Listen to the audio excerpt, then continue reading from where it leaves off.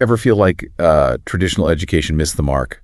Like trying to cram in facts instead of, sparking real curiosity? Yeah, it's a common feeling, right? And the thing is, this whole debate about how we learn best, it's not new. Today, we're taking a deep dive into Charlotte Mason. Oh, interesting. She was a British educator, early 1900s, and her ideas about learning, they feel shockingly relevant even now. We're looking at excerpts from Volume 6 of her educational series. She really digs into some big questions, curriculum debates, like what should we even be teaching? Right. The role of textbooks, or whether we even need them at all, and what actually makes for a liberal education. It's fascinating how she uses her own time period as this backdrop to highlight these timeless dilemmas. Yeah. For instance, she talks about Pelmanism, this popular memory system. Everyone was crazy for it back then. Pelmanism sounds like almost like a brain training fad or something. Exactly. People loved it because it promised to unlock this hidden mental potential, like traditional education wasn't cutting it. And Mason uses that as a jumping off point to explore what would truly effective education look like? She even quotes this guy, Colonel Repington, military strategist, went to the very prestigious Eton College. Wow. And he felt like it hadn't taught him the things he wanted to know. It really makes you wonder how much has actually changed, right?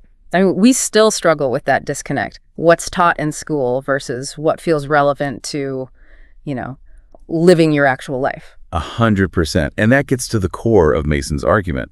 Children have this innate, she calls it avidity for knowledge, this natural hunger to learn and explore. Yeah.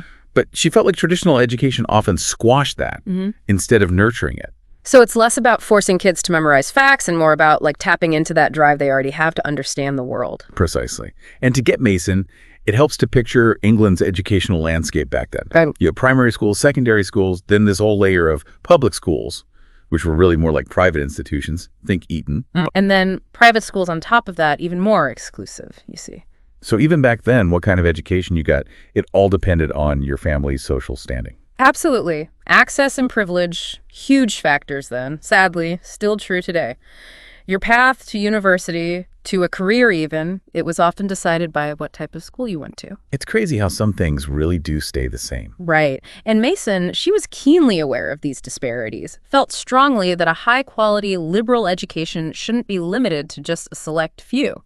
In fact, she has this charming little anecdote about a school run by the two Miss Prettymans. Sounds very quaint and all right. It does sound like something out of a period drama, yeah. But there's more to it. There is. While probably well-intentioned and all, the Miss Prettyman School, as Mason describes it, it represents this type of education that was already becoming outdated even then. Rote memorization, limited curriculum. Even if it's delivered with kindness, it wasn't going to equip those students for a world that was changing really fast. So even in these idyllic-sounding classrooms, there were cracks in the foundation of what education should really be about. Exactly. And that's where Mason's ideas start to get really radical. She's writing at this time of huge societal shifts, technology's changing everything. Right. And she understood that education, it needed a serious overhaul to keep up. It's wild to think about how much the world was already changing back then, right around her. Totally. And she really seemed to get it, education couldn't just stay stuck in the past. Right. And one of the big shifts happening then was psychology was becoming a thing, a real field of study. Oh, interesting. Yeah, people were starting to look at the mind differently, trying to understand, how does it actually work? How does learning happen? So it wasn't just about what kids were learning, but how their brains were processing all that information. Exactly. There was this big idea of faculty development. Your mind's got these separate faculties, memory, reason, imagination, all that. And the goal of education was to train each one like they were muscles. Like giving your brain a workout at the mental gym or something. Yeah, exactly.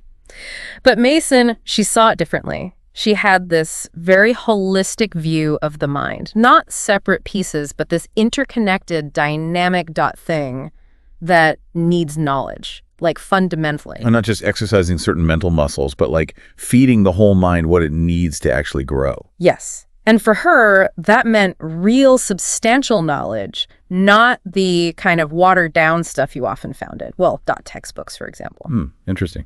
Because we were just talking about the limits of rote learning. Right. And she saw textbooks as part of the problem. Because they often oversimplify things. Like you lose all the nuance and detail that makes learning interesting in the first place. Exactly. She's got this great line where she says, textbooks don't touch the region of mind. Ooh. They aim for memorization, but they miss that spark, that real understanding. And that's where her big idea comes in, right? Ditch the textbooks, embrace real books. Precisely. She wanted to give children access to, the good stuff. Books written by people who are passionate about their subject, who can convey not just the facts, but the beauty, the wonder, the sheer joy of it all. She even pointed to the French Academy of Sciences. They were known for making sure that even their scientific publications were clearly written, engaging. So it's not just what you're learning, but how it's presented, the language, the style, the passion behind it, all of it. Exactly.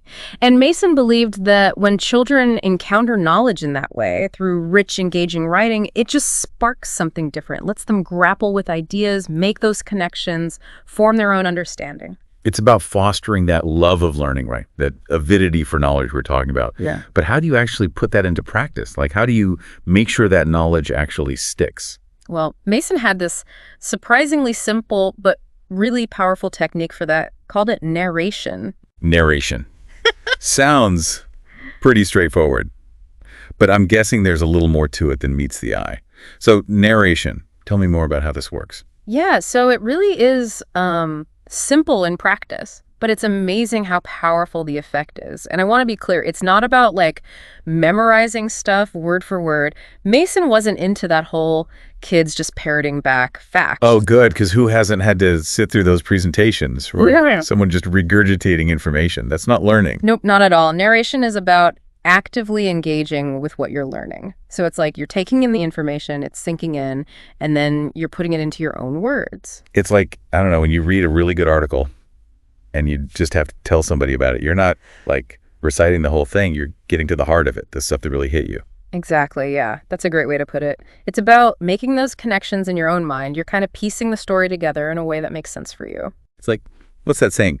If you can't explain it simply, you don't really understand it. So narration kind of forces you to really get it, make it your own. Yes, exactly. And Mason gives these great examples. She talks about reading a Charles Lamb essay or even just, a dramatic scene from a novel. She uses Barnaby Rudge. Okay. And the point is, you might not remember every single word later, but what sticks with you, the essence of it, the ideas, how it made you feel, the overall impact. Yeah, it's like if you think about remembering a bunch of facts about a historical event versus really getting the context, the why, what it led to, that kind of thing. One is just data, the other is a story. Right. And stories, they just stick with us way more than facts do on their own. And this is bigger than just, one person learning. Mason saw this deep engagement with knowledge as how you build a shared cultural understanding. Which brings us back to that idea of a common body of thought, right, that we talked about before. Right. And man, does that feel relevant now when everything's so fragmented? It really does. See, back in Mason's day, people, they'd often read the same books, discuss the same ideas, even if it was just, around the dinner table. And that built this shared understanding, a common ground for conversation, for debate even. Which I feel like with the internet, we've kind of lost a bit, haven't we? Everyone's in their own little bubbles, consuming what they already agree with. Yeah. Yes, that's true.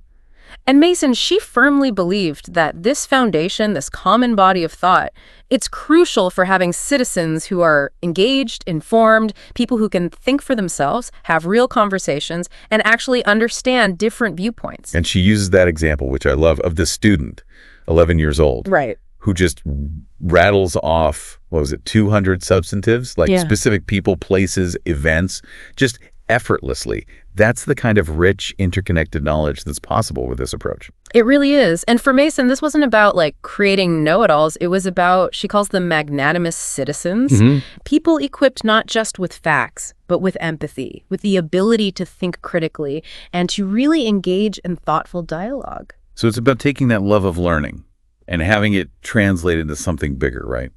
Like a deeper understanding of ourselves and the world around us. Exactly. And she truly believed this kind of education, it nurtures curiosity, critical thinking, that shared cultural literacy. That's how you build a just and thriving society. It's a powerful idea. And the thing is, it feels even more relevant now.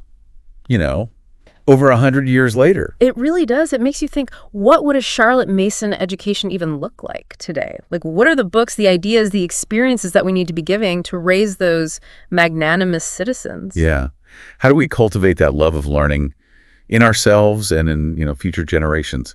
How do we build those bridges of understanding when the world feels like it's constantly trying to divide us? Something to think about. Well, that was a fascinating deep dive into the world of Charlotte Mason. Thanks for joining us.